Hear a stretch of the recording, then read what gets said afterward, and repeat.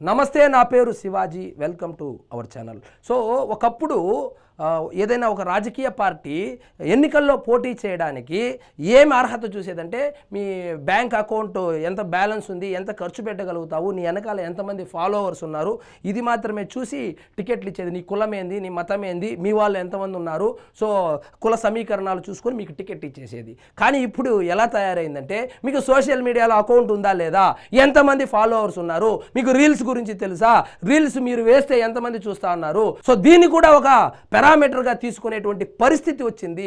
దీనికి ప్రత్యక్ష ఉదాహరణే తమిళనాడు ఎన్నికలు కావచ్చు, అదేవిధంగా పశ్చిమ బెంగాల్ ఎన్నికలు కావచ్చు. సో తమిళనాడు ఎన్నికల్లో సోషల్ మీడియాని మేనేజ్ చేసి ఏ విధంగా అయితే విజయ్ పెద్ద ఎత్తున ప్రచారం చేసుకుని తనకు అనుకూలంగా ఓటర్లను తిప్పుకున్నాడో, అదేవిధంగా సో పశ్చిమ బెంగాల్లో ఈ బీజేపీ వాళ్ళు కూడా సేమ్ సోషల్ మీడియాను విపరీతంగా వాడుకొని సో 3 సార్లు గెలిచినటువంటి దీదీని ఏ విధంగా మట్టి గరిపించారో, సో అదే ప్లాన్తో ఇప్పుడు నరేంద్ర మోడీ గారు నిన్న కేంద్ర మంత్రివర్గ సమావేశాన్ని నిర్వహించినప్పుడు కేంద్ర మంత్రులను మీకు ఎంతమందికి రీల్స్ అంటే తెలుసు, మీకు ఎంతమందికి ఇన్స్టాగ్రామ్లో అకౌంట్ ఉంది, మీరు ఎంతమంది సోషల్ మీడియాలో యాక్టివ్గా ఉన్నారు, మీరు చేసే పనులను మీ సోషల్ మీడియా అకౌంట్లలో పెడుతున్నారా లేదా. ఇప్పుడు కొత్త తరం వచ్చేసింది. ఇప్పుడు కనుక మనం తమిళనాడు ఎన్నికలు చూస్తే 70 నుంచి 80 లక్షల మంది మొదటిసారి ఓటర్లు రావడం చేత, ఆ మొదటిసారి ఓటర్లలో సింహభాగం విజయ్కి వేయడం చేత సో సాంప్రదాయంగా వస్తున్నటువంటి ఈ ద్రవిడియన్ పార్టీలు ఏవైతే ఉన్నాయో అవి మట్టి గరిసి కొత్త పార్టీ అయినటువంటి టీవీకే అధికారంలోకి వచ్చింది.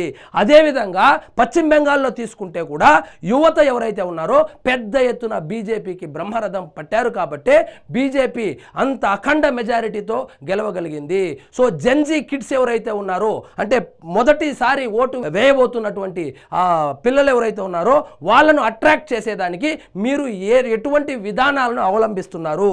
సో మీరు కేవలము పని చేసి గమ్మునుంటే సరిపోదు, మీరు చేసినటువంటి పనిని ఖచ్చితంగా మీ సోషల్ మీడియా అకౌంట్లలో మీరు ప్రమోట్ చేయాలి.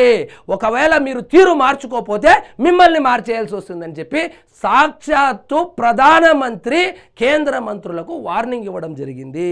సో సోషల్ మీడియా అనేది ఎంత విస్తృతంగా ఈ రాజకీయాలను ప్రభావితం చేస్తున్నాయో ఒక్కసారి ఆలోచించండి. సో ఇప్పుడు ఇంటింటికి పోయి డోరు కొట్టి పాంప్లెట్ ఇచ్చేటువంటి సాంప్రదాయం పోయింది. మా గుర్తుకి వేయండి, మీ గుర్తుకి వేయండి అని. సో ఒక రీల్ చేశామా, సోషల్ మీడియాలో పెట్టామా, దాన్ని రుద్దామా, జనాల్లోకి తీసుకుని వెళ్ళామా అనే దాని మీదే రాజకీయ పార్టీలన్నీ ఇప్పుడు ఆధారపడుతున్నాయి.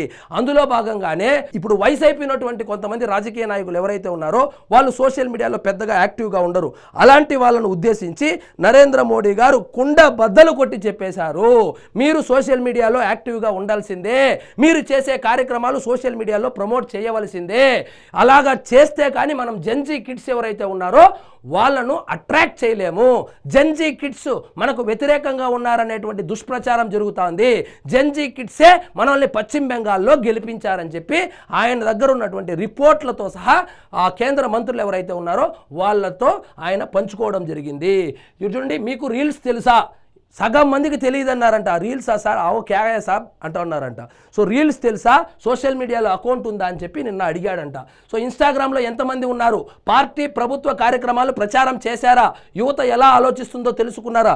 అంతెందుకు నిన్నటికి నిన్న ఆ సోషల్ మీడియాలో పెద్ద సంచలనమే జరిగింది. కాక్రోచ్ జనతా పార్టీ అని ఒక పార్టీ పెట్టేసి ఒక మీమ్ పేజ్ క్రియేట్ చేస్తే సాధారణ రాజకీయ పార్టీలు ఎప్పటి నుంచో ఉన్నటువంటి రాజకీయ పార్టీలకు ఉన్నటువంటి ఫాలోవర్స్ కన్నా, బీజేపీ కన్నా, కాంగ్రెస్ కన్నా, ఆమ్ ఆద్మీ పార్టీ కన్నా ఎక్కువ మంది ఫాలోవర్స్ ఆ మీమ్ పేజ్ని ఫాలో అవ్వడము పెద్ద దుమారాన్నే రేపింది.